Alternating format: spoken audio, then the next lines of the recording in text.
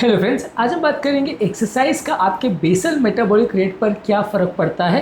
Basal metabolic rate body का वो energy होता है जो बॉडी सांस लेने में, सर्कुलेशन में, सेल्स के रिपेयर करने में यूटिलाइज करता है और ये 60 to 70% of total calorie consumption होता है।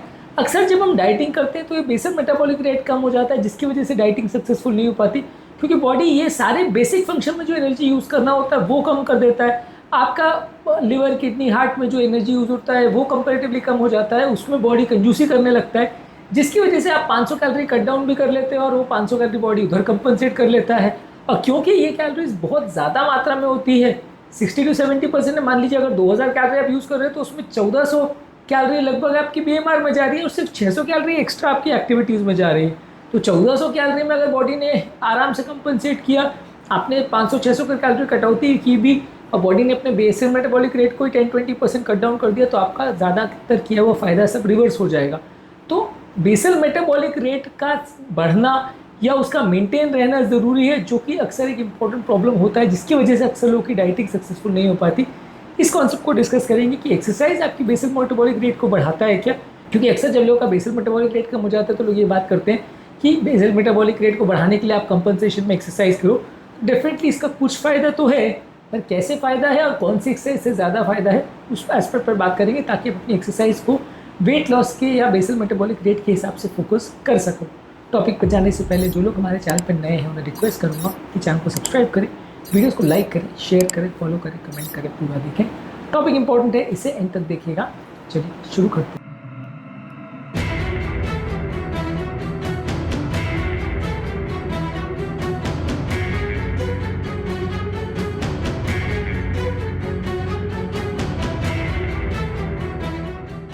सबसे पहले एक्सरसाइज जो आप करते हैं वो आपके बेसल फंक्शंस के लिए, जैसे ब्रीदिंग, सर्कुलेशन और सेलुलर रिपेयर में 70% कैलोरी लगता है। अगर आप एक्सरसाइज करके अपना मसल मास बढ़ाते हैं तो बेसल मेटाबॉलिक रेट बढ़ेगा। सिंपल एक्सरसाइज करने से नहीं बढ़ेगा, क्योंकि जो आप एक्सरसाइज कर रहे हो आपकी स्केलेटल मसल की एक्सरसाइज कर रहे हो। स्केलेटल मसल डेफिनेटली एक्सरसाइज के दौरान कैलोरी बर्न करेगी। मान लीजिए आपने 1 घंटे वॉकिंग किया तो उसमें अगर 100 या 150 कैलोरी जल रही है तो वो जल रही है, पर वो कैलोरी आपके स्केलेटल मसल यूज़ कर रही है, ना कि आपका बेसल मेटाबॉलिक रेट। वो कैलोरी जो है ग्लूकोज के फॉर्म में जा रहा है, आपकी मसल्स उसको यूटिलाइज कर रही है, क्योंकि उनको एक्स्ट्रा काम करना पड़ रहा है। लेकिन आपके लीवर का काम बढ़ तो नहीं रहा, किडनी का काम नहीं बढ़ रहा, ब्रेन का काम नहीं बढ़ रहा, जीआई सिस्टम का काम नहीं बढ़ रहा, तो बेसल मेटाबॉलिक रेट पे उससे डायरेक्टली फर्क नहीं पड़ेगा। बेसल मेटाबॉलिक रेट मतलब जो लीवर, किडनी और बाकी सारी चीज़ों में जो कैलोरी यूज हो रही है वो तो लगभग सेम ही रह रही है। फ़र्क कहाँ पड़ेगा कि जब आप एक्सरसाइज अच्छे से करते हो, बहुत सारी करते हो और मसल्स बना लेते हो, तो वो मसल जो है वो कैलोरी एक्स्ट्रा कंज्यूम करती है, वो दिन भर थोड़ी थोड़ी एक्स्ट्रा कैलोरी खाती रहती है, क्योंकि उनको सिर्फ एक्सरसाइज के दौरान तो कैलोरी लगती है। लेकिन ओवरऑल जब आपका बॉडी मास बढ़ जाता है, मसल बढ़ जाता है, तो वो मसल्स को दिन भर भी एक्स्ट्रा खुराक लगती है और दिन भर की कैलोरी कंजम्पशन में 20% का लगभग इजाफा आप देख सकते हैं जब आप मसल मास अच्छा बना लेते हो। यानी कि एक्सरसाइज का फोकस यहाँ सिर्फ एक्सरसाइज के दौरान कैलोरी लूज करना नहीं है, यहाँ एक्सरसाइज का फोकस मसल मास बढ़ाना है, क्योंकि वो मसल है जो आपका बेसल मेटाबॉलिक रेट को बढ़ाएगी और वो मसल है जो एक्स्ट्रा कैलोरीज को कंज्यूम करेगी, ना कि यहाँ पे सिर्फ एक्सरसाइज की कैलोरीज को कैलकुलेट करना है आपको। क्योंकि एक्सरसाइज के दौरान तो आपने 2 घंटे भी एक्सरसाइज की, 300 कैलोरी जला, 300 कैलोरी कंजम्पशन बॉडी ने कम कर दिया, तो आपका कुछ भी फायदा नहीं हुआ। आपने कहने को तो 2 घंटे एक्सरसाइज कर ली, लेकिन फ़ायदा कुछ भी नहीं हुआ, क्योंकि आपका कैलोरी कंजम्पशन बॉडी का जितना हुआ उतना बेसल मेटाबॉलिक रेट कम कर लिया बॉडी ने, तो आपका वेट लॉस हुआ ही नहीं।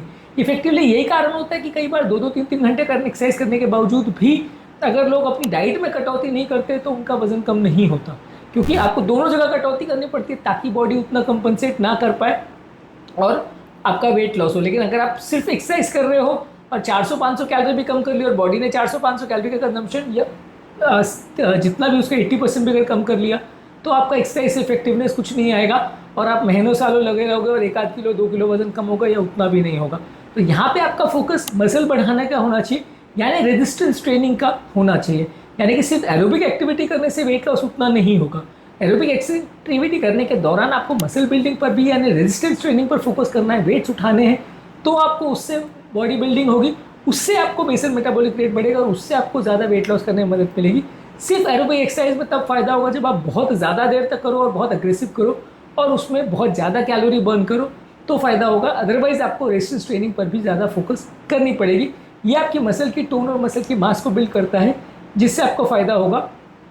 ऑन एन एवरेज अगर आप लगभग आधा किलो अगर बॉडी मास बढ़ाते हैं तो आपकी total calorie consumption 10 calorie per day बढ़ती है। यानी कि अगर आपने 1 किलो बढ़ाया मसल मास तो आपका टोटल कैलोरी कंजम्पशन 15 से 20 कैलोरी पर डे बढ़ेगा। तो ये भी बहुत ज़्यादा नहीं बढ़ रहा है। तो आप अगर 10 किलो बढ़ा रहे हो तो उस हिसाब से आपका टोटली कैलोरी कंजम्पशन कितना हुआ, हार्डली 100 से 150 कैलोरी। तो बहुत ज़्यादा फर्क नहीं हो रहा आपका 10 किलो मसल बढ़ाना मतलब it's not an easy thing.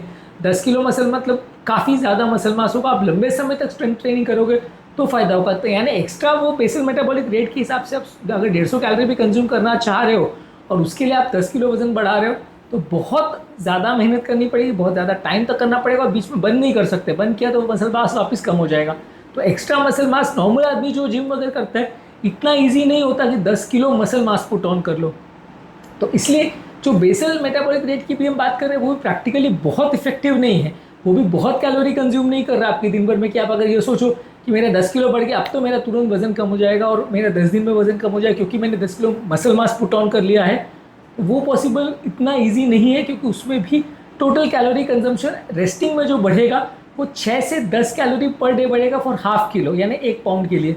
तो 1 किलो में आप एज्यूम कर लीजिए कि 12 से 20 कैलोरी बढ़ा, 10 किलो में 120 से 200 कैलोरी बढ़ा।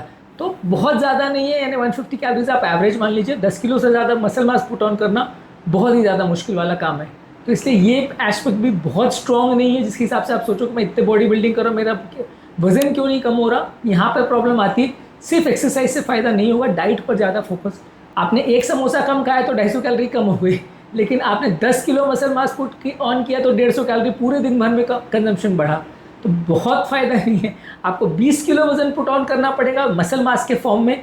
सिर्फ मसल की बात कर रहा हूँ या फैट की बात नहीं कर रहा हूँ। 20 किलो पुट ऑन करेगा तो एक समोसा जितनी कैलोरी आपके दिन भर में कंज्यूम होगी।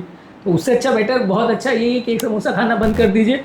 वो बहुत ज़्यादा इफेक्टिव है और वो आपकी कैलोरी को कट डाउन करने में बहुत ज़्यादा मदद करेगा एज़ कम्पेयर टू इतना बॉडी मास बिल्डअप करना। इसके अलावा एक्सरसाइज जो आपके हार्मोनल फंक्शंस को भी इन्फ्लुएंस करते हैं, आपके थायराइड हार्मोन्स को कम करते हैं, इंसुलिन और कोर्टिसोल लेवल्स को रेगुलेट करते हैं, जिससे कि आपकी एनर्जी बहुत बेटर वे में यूटिलाइज होती है, जिससे इफिशिएंटली आपकी थोड़ी बेसल मेटाबॉलिक रेट जो है वो बढ़ जाता है। इसके अलावा आप जब बहुत ज़्यादा फैट लूज करते हो और मसल मास बढ़ाते हो तो आपका थोड़ा बेसल मेटाबॉलिक रेट ओवरऑल भी बढ़ जाता है। एक लीन बॉडी वाले व्यक्ति का बेसल मेटाबॉलिक रेट कंपेरेटिवली एक फैट परसेंटेज जिस व्यक्ति का ज़्यादा हो उससे थोड़ा बेटर रहेगा। इसके अलावा एक पोस्ट एक्सरसाइज बर्निंग फिनोमिना यानी इपॉक फिनोमिना होता है। जब आप बहुत इंटेंस एक्सरसाइज करते हो या स्ट्रेंथ ट्रेनिंग करते हो या हाई इंटेंसिटी इंटरवल ट्रेनिंग करते हो तो ये आपकी एक्सरसाइज के बाद भी कुछ सिग्निफिकेंट एक्स्ट्रा कैलोरीज बर्न करता रहता है रिकवरी पीरियड के दौरान। इसको आफ्टर बर्न फिनोमिना या इपॉक फिनोमिना बोलते हैं, यानी एक्सरसाइज पोस्ट यानी excess post exercise oxygen consumption EPOC phenomena बोलते हैं। इससे आपका टेम्परेली आपका बेसल मेटाबॉलिक रेट बूस्ट रहेगा चैलेंजिंग वर्कआउट करने के बाद, थोड़ा बहुत चलने से नहीं होगा। ये चीज़ें जब आप वेट लॉस करते हैं तो आपका बेसल मेटाबॉलिक रेट को प्रिजर्व करने में मदद करता है और रेजिस्टेंस ट्रेनिंग से आपको फायदा होगा। लाइट चलने से या थोड़ा बहुत अगर आपने खाना खाने के बाद टहल लिया तो फ़ायदा नहीं होगा। इसके अलावा ये इफेक्ट जो आएगा बेसल मेटाबॉलिक रेट में वो ओवरनाइट नहीं होगा कि कल आपने चालू की एक्सरसाइज और 10 दिन में फ़ायदा दिखने लग गया, वैसा नहीं होगा।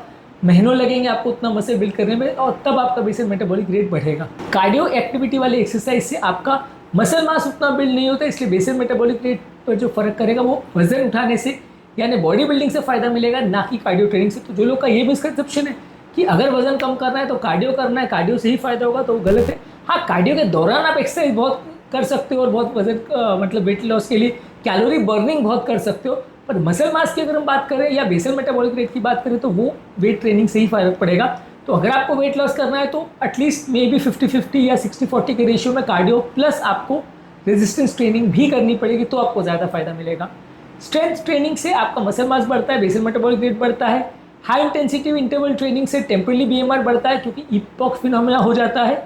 कार्डियो एक्सरसाइज से ओवरऑल थोड़ा सा इम्पैक्ट होता है क्योंकि मसल मास बहुत ज़्यादा नहीं बढ़ता तो बहुत ज़्यादा फायदा नहीं मिलता है।